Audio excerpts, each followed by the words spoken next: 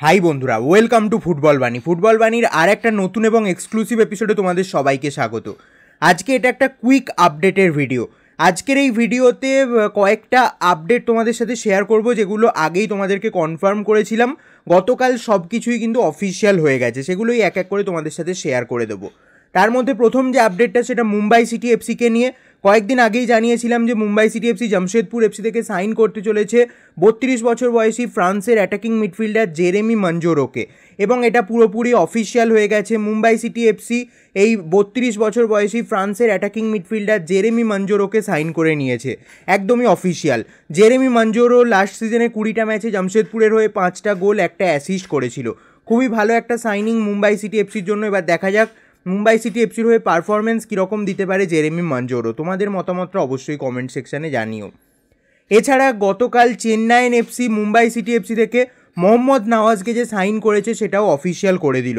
এটাও তোমাদেরকে আগেই জানিয়েছিলাম যে এরকম একটা সাইনিং হতে চলেছে, এবং এটাও গতকাল অফিসিয়াল হয়ে গেল। 2 বছরের চুক্তিতে চেন্নাইন এফসি গোলকিপার মোহাম্মদ নওয়াজকে সাইন করে নিয়েছে। আশা করা যায় চেন্নাইন এফসিতে Mohammad Nawaz better game time অবশ্যই পাবে। এছাড়া গতকাল মুম্বাই সিটি এফসি অফিসিয়াল করে দেওয়ার পর মোহনবাগানের তরফ থেকেও অফিসিয়াল অ্যানাউন্সমেন্ট চলে এলো আপুইয়ার সাইনিংটাকে নিয়ে। আপুইয়াকে সাইন করে নিয়েছে মোহনবাগান, এবং এটাও কিন্তু পুরোপুরি অফিসিয়াল। বিশাল বড় একটা আপডেট বলাই যায় মোহনবাগান ফ্যান্সদের জন্য। মোহনবাগান ফ্যান্সরা কতটা খুশি আপুইয়াকে পেয়ে সেটা অবশ্যই কমেন্টে জানিও। আর মোহনবাগানের অ্যানাউন্সমেন্টের পরেই চলে এসেছিল ইস্টবেঙ্গলেরও অ্যানাউন্সমেন্ট। ইস্টবেঙ্গল তাদের সবথেকে সেরা ডিফেন্ডার, টিমের একজন প্রধান স্তম্ভ যাকে বলা হয়, অর্থাৎ হিজাজি মাহেরের অফিসিয়াল অ্যানাউন্সমেন্টটাও করে দিল। আগেই তোমাদেরকে জানিয়েছিলাম যে হিজাজি মাহের কোথাও যাবে না, ইস্টবেঙ্গলেই থাকবে। 2 বছরের চুক্তি তার সাথে বাড়তে চলেছে, এবং সেটাই এক্স্যাক্টলি ঘটলো। হিজাজি মাহের 2 বছরের কন্ট্রাক্ট এক্সটেনশন করে নিয়েছে ইস্টবেঙ্গলের সাথে, অর্থাৎ হিজাজি মাহেরের সাথে 2026 সাল অবধি কন্ট্রাক্ট হয়ে গেছে ইস্টবেঙ্গলের। এটা বিশাল বড় একটা আপডেট, এবং এটাও পুরোপুরি অফিসিয়াল, তাই তোমাদের সাথে শেয়ার করে দিলাম। যারা ইস্টবেঙ্গল ফ্যান্স আছো তোমরা কতটা খুশি এই কন্ট্রাক্ট এক্সটেনশনটা নিয়ে অবশ্যই কমেন্টে জানিও। নিঃসন্দেহে ইস্টবেঙ্গলের রিসেন্ট পাস্টের অন্যতম সেরা ডিফেন্ডার এই হিজাজি মাহের।